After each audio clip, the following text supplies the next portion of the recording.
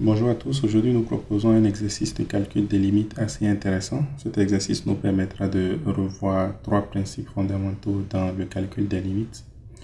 Si alpha est positif et que g de x est la fonction qui à x associe 2 logarithmes népériens de racine carrée de x moins racine carrée de alpha divisé par logarithme népérien de exponentielle de racine carrée de x moins exponentielle de racine carrée de alpha, et que f de x est la fonction qui à x associe sinus de x pi divisé par 12, comment est-ce qu'on peut alors calculer la limite lorsque x tend vers alpha par valeur positive de f de g de x?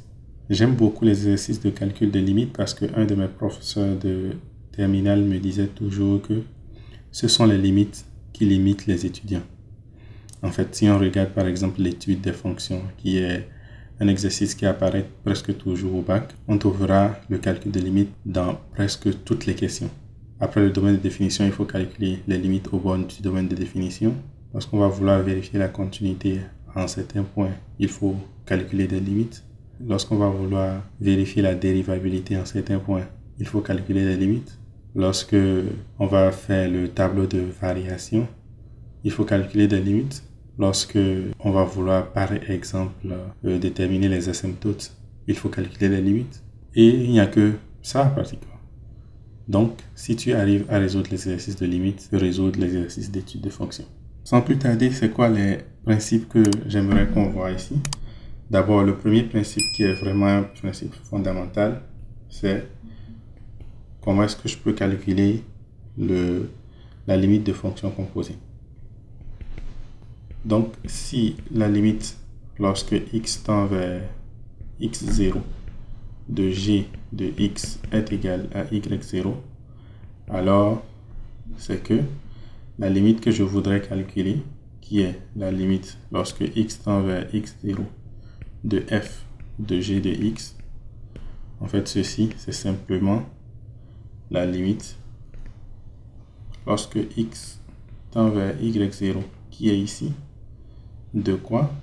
De f de x. Ça, c'est un principe vraiment important. Et qu'est-ce que ce principe nous dit? Il nous dit simplement que si tu veux calculer la limite d'une composition de fonctions, tout ce qu'il faut faire, c'est juste de calculer la limite de la fonction qui est à l'intérieur. Puis, le résultat que tu obtiens, tu calcules la limite de la seconde fonction en ce résultat. Ça, c'est super intéressant.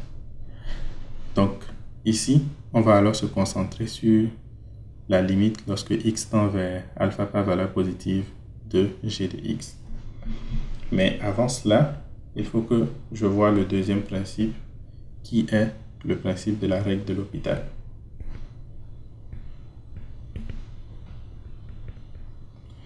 Donc, la règle de l'hôpital nous dit quoi? Si j'ai f et g qui sont deux fonctions dérivables,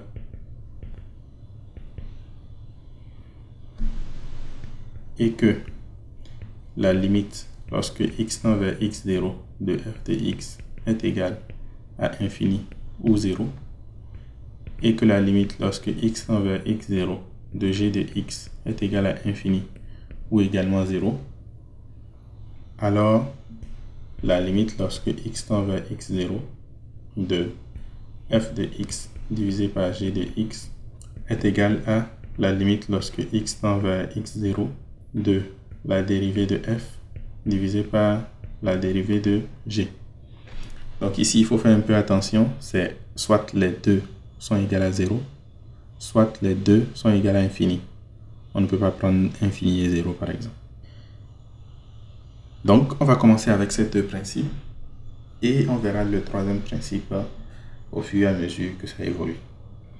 Ici, qu'est-ce qu'on a besoin de calculer? On a besoin de calculer la limite lorsque x tend vers alpha par valeur positive de 2 fois logarithme népérien de racine carrée de x moins racine carrée de alpha divisé par le logarithme népérien de exponentielle de racine carrée de x moins exponentielle de racine carrée de alpha. Donc ici, qu'est-ce qu'on peut remarquer? C'est que si x est égal à alpha, au numérateur, j'aurai racine carrée de alpha moins racine carrée de alpha qui me donne 0. logarithme népérien de 0, ça fait moins l'infini. Donc j'ai moins l'infini au numérateur.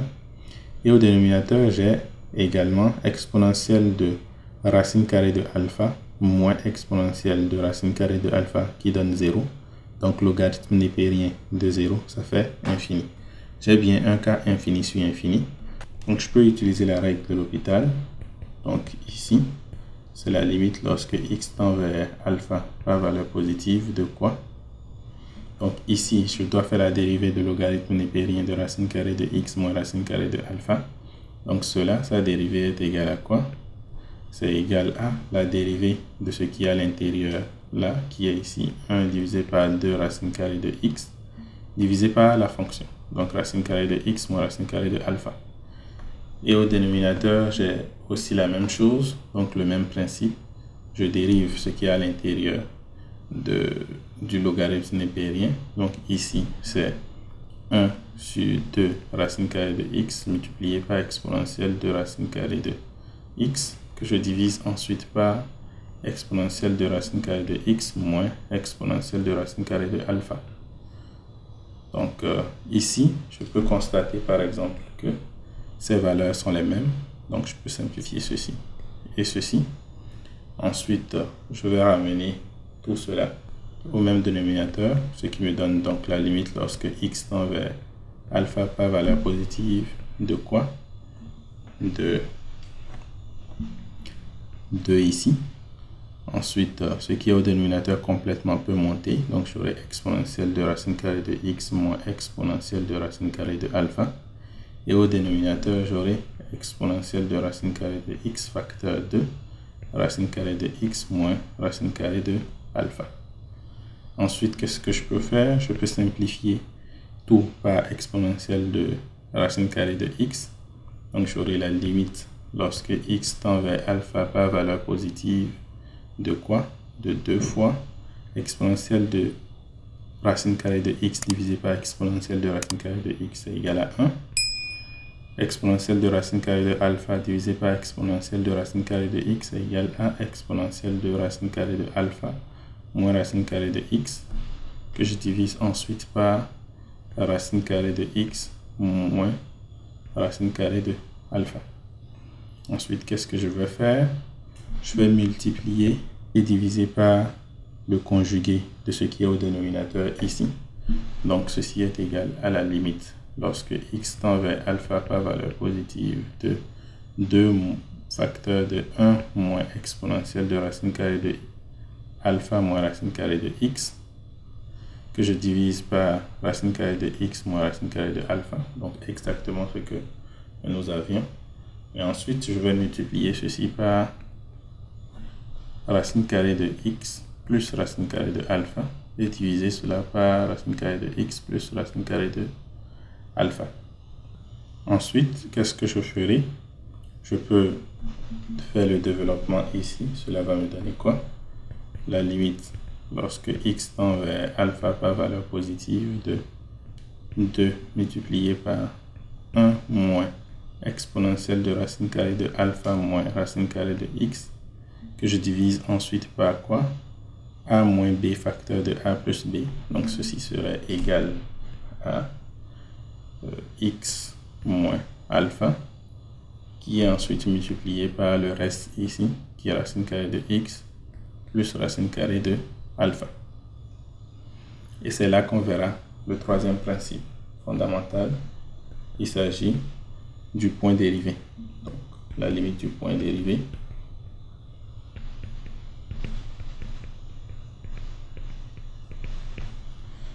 Donc, si une fonction f est dérivable en un point, alors la dérivée en ce point est égale à la limite lorsque x tend vers ce point de f de x moins f de ce point divisé par x moins ce point.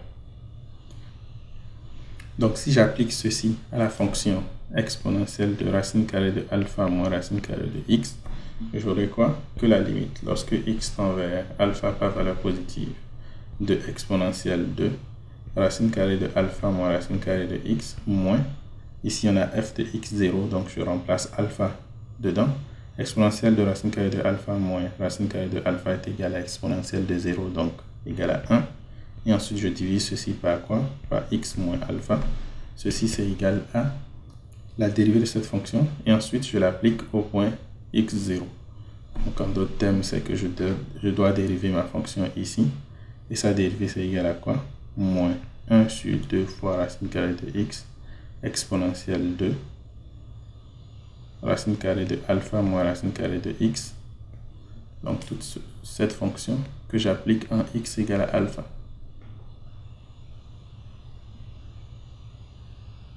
Ensuite, je ne sais pas si vous commencez déjà à remarquer, j'ai exponentielle de racine carrée de alpha moins racine carrée de x moins 1, qui est exactement le numérateur de ma fonction que j'avais ici. Et ensuite, j'ai x moins alpha qui est là. Bon, bien sûr, on doit multiplier par 1 moins 1. Donc, je peux dire que ce résultat, en fait, est égal à moins 1 sur 2 fois racine carrée de alpha. Pourquoi? Parce que exponentielle de racine carrée de alpha moins racine carrée de alpha est égal à 1. Finalement, c'est que ma limite qui est en haut ici, son résultat est presque connu. Donc, la limite lorsque x tend vers alpha plus 2, c'était quoi? 2 fois 1 moins exponentielle de racine carrée de alpha moins racine carrée de x divisé par x moins alpha, facteur de racine carrée de x plus racine carrée de alpha. C'est égal à quoi? Bien sûr, cette partie, je connais déjà le résultat, qui est ici, moins 1 divisé par 2 racine carrée de alpha, que je dois multiplier par moins, bien sûr.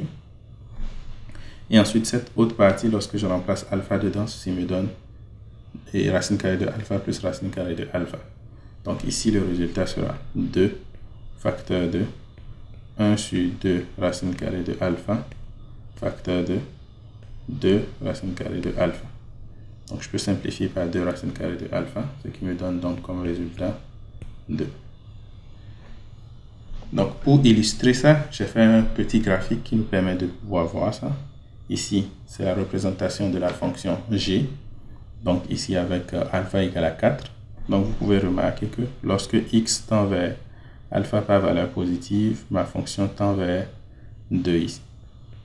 Je l'ai testé aussi pour différentes autres valeurs. Vous pouvez tester avec alpha égale à 1, alpha égale à 5. Vous allez toujours avoir quelque chose comme ça. Ok. Maintenant que nous avons la limite lorsque x tend vers alpha plus de g de x, donc la limite lorsque x tend vers alpha plus de g de x est égal à 2, qu'est-ce qu'il nous reste à calculer? En se basant sur le principe de numéro 1 qu'on a défini ici, à calculer la limite lorsque x tend vers 2 de f de x, qui est donc la limite lorsque x tend vers 2 de sinus de pi x divisé par 12, ce qui fait sinus de 2pi divisé par 12, ce qui est sinus de pi divisé par 6, et le sinus de pi divisé par 6, c'est égal à 1/2. Donc bien évidemment, on peut écrire que la limite lorsque x tend vers alpha par valeur positive de f de g de x est égale à 1/2. Pour la prochaine vidéo, nous allons calculer l'intégrale définie entre 0 et 1 de dx divisé par racine carrée de x plus racine carrée de x plus racine carrée de x plus ainsi de suite. Pour calculer cette intégrale, nous allons probablement utiliser quelques résultats que nous avons vus dans la vidéo que voici. Si vous ne l'avez pas encore regardée, je vous invite à la regarder.